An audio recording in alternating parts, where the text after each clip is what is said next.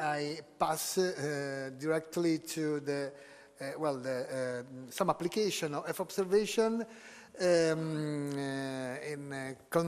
showing some case study in Latin America, in South America in particular, and in China. I will show the application in South America. These are the sites investigated by us in more or less 10, 12 years, in particular in South America.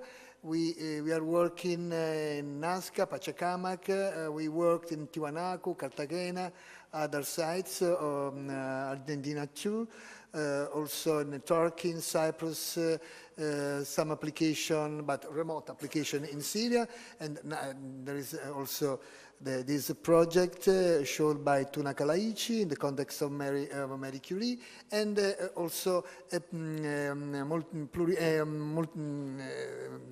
a long period project in China, which will be shown by Rosa Lasaponara. And well, the mission in South America starts the beginning of 2008 with the first mission in Nazca, and the aim was to try to use in an operative way these technologies in a country like Peru, where the use of satellite imagery for some regions is the only way to observe, to monitor cultural heritage. We don't have any other possibility to do the same work we did with this technology, which have been used for monitoring, but in this case I will show the application of these technologies for archaeological research, for preventive archaeology. This was the results of a work based on data integration in Nazca riverbed, which allowed us to discover a very large buried settlements, including also the basement of a pyramid, which has been confirmed by using ground remote sensing, geomagnetic, and infrared thermography. This technology, satellite imagery, allowed us to discover very interesting traces of ancient cultivation system of Tiwanaku civilization, dating back from 2nd century BC, 8th century AD, as you can see. And here there is, we are in the north of Peru, and from space to place we discovered a pyramid. In this case, the pyramid was excavated. As you can see, an Ephron pyramid, but which is very visible using not only satellite imagery, but in particular GPR, georadar prospection. And another pyramid has been, which really was known to be inside a mound, but has been characterized before the archaeological excavation by using different diverse geophysical techniques. You can see the structure of this pyramid. These are the first image of archaeological excavation. Now it has been completely excavated, and this is the 3D model reconstruction of the pyramid discovered, identified by us by using Earth observation technology, which could be used not only to discover archaeological remains, but also to analyze a particular cultural heritage, which are the geoglyphs, which are a particular witness of culture, of pre-Columbine culture. These geoglyphs are related to, well, different function. Well, there are a number of interpretations. One of these related to the presence of a ritual activity linked to the religious, to the Nazca religious, and we mapped all these geoglyphs in an area near the pyramid of Kawachi. This is Pachacamac, famous because it was the place where Francisco Pizarro and the last Inca emperor met net before the Spanish conquered and killed the last Inca empire. And well, investigated the palace at Taurichumpi, which, well, archaeological excavation, the opinion was that the palace was limited, was only this part with some other buildings, but satellite imagery and geophysical maps demonstrated that the palace was larger than we can see by observing the archaeological evidence. This is the geomagnetic map. Well, our work finished when we verify that these geophysical anomalies are related to archaeological remains. Then the archaeologist starts their work. In Basilicata, we did not this work. I want just to clarify the fact that the study of a medieval village, the results are only the basis for future archaeological investigation. So it was more easy and more easy to do a more effective archaeological interpretation. And now we are in Machu Picchu. It is the last project, which includes also a part of monitoring, which starts which will start next year. Here you can see the diverse data available: false color, georadar maps, magnetic maps. You can see how in many cases the signal, the traces, the results are in agreement in each other. Here the aim is to try to analyze, it's a very challenging task, the building evolution of Machu Picchu, which is built on bedrock of granites. In particular, it is the granitic chaos, chaos granitico. And well, the Inca, to stabilize these sites, constructed this platform, no? Which served also to do agriculture. And well, our investigation was just focused on the identification of a possible buried platform, as in this case, where identify this platform and demonstrate that Machu Picchu has a longer history than expected. And now we are also working in an area not investigated by the archaeologists, because after the discovery of Bingham, very few archaeological excavation were done in this very famous site. And well, this is the results of 10 years investigation in Nazca. And now I pass to Rosa, who will show the results of the other project.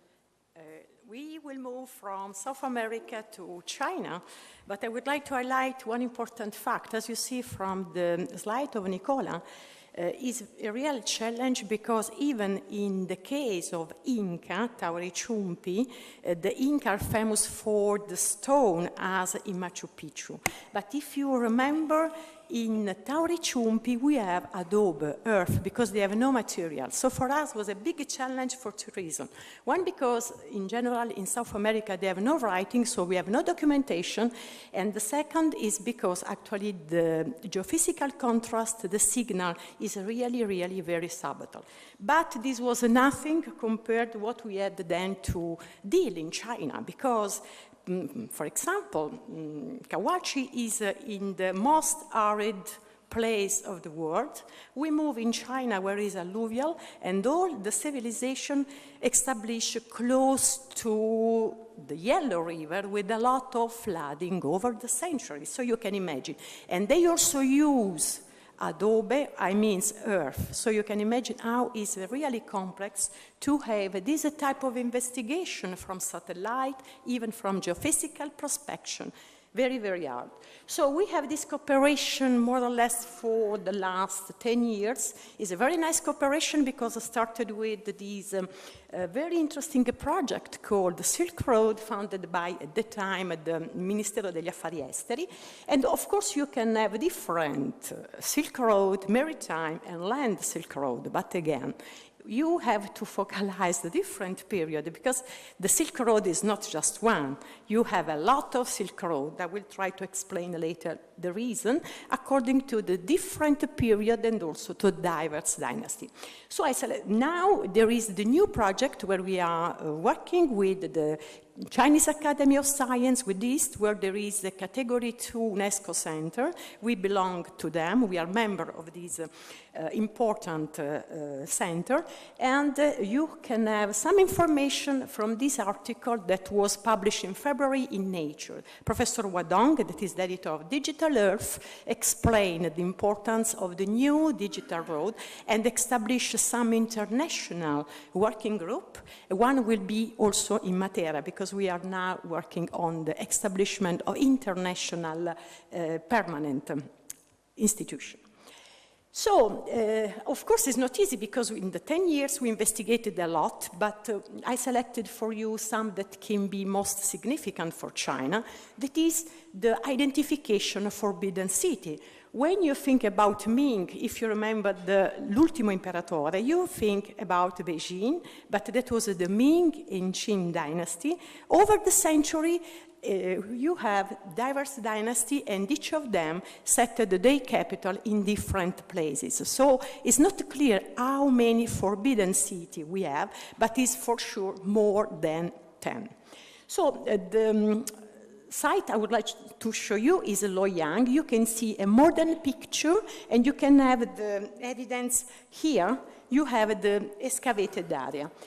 But one important point from Chinese, we have documentation. Of course, we have no map, but everything is well documented in Chinese, of course. That's why I'm joking. We work with the Chinese archaeologists. That is not the only reason. So the idea was to go back, because the agricultural tended to destroy the signal.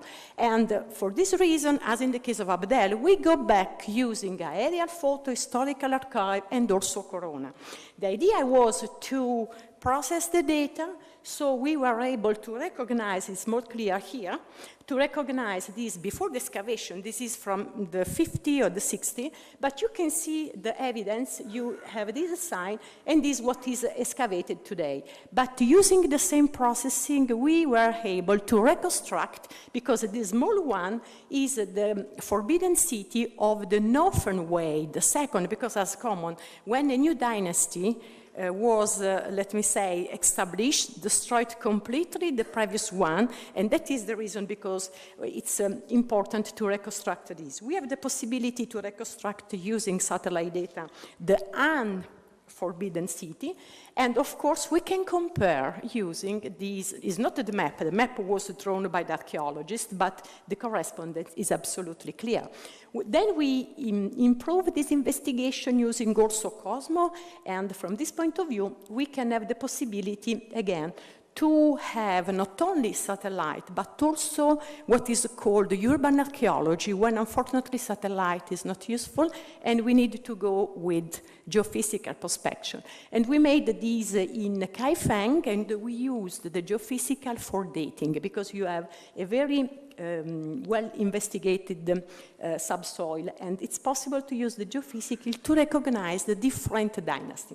I would like now just to show you very fast the different Silk Road, because you can imagine over the century the desert change, so you can have, according to the diverse period, according to environmental setting, a number of roads. As Tuna was explained before. In this case, the idea was to check if Sentinel is suitable, and really it is. You can have in the publication. This was a very nice NIA, is called the Pompeii of the Middle East, because we're totally covered by sand. So we recognize using satellite data, we were able to put just some additional investigation relating Sentinel-2 that was able to provide information on this no site, and then we use this information to recognize a no site. This is a Sentinel. You can imagine that is really massive. This is another site, but you can have all the information on some recent publication, and I thank you for your attention. Thank you, Rosa. Thank you, Nicola. Sí, just. Francesco, well, just to inform you Yes. Yes. that, well, Yeah, 1 minute, okay. I will show the cover of the first issue Yes. of a new journal, Heritage. I and Francesco Soldoveri are the editor-in-chief, and so it is the occasion to encourage all of you to submit some papers for ordinary issue, and also for some encouraged to submit, to propose some special issue. It is a journal of MDPI, and on the left there is also the book Sense in the Past, which I think was published at the beginning of 2018, which is a book includes different sensing technologies, and including remote sensing applied to archaeology and cultural heritage management. Okay, thank you. Thank you very much. And thank you. If you want, Just Francesco, it's if you a want to add low something, profile. no, if you want to add something about the new journal, I think that it is important. about the journal, Yeah, about the journal is born with the end to have a global vision of the cultural heritage, not only for the technology, but also for social and economic value. So we are glad to accept any contribution also from the social part. Okay, thank you. Okay.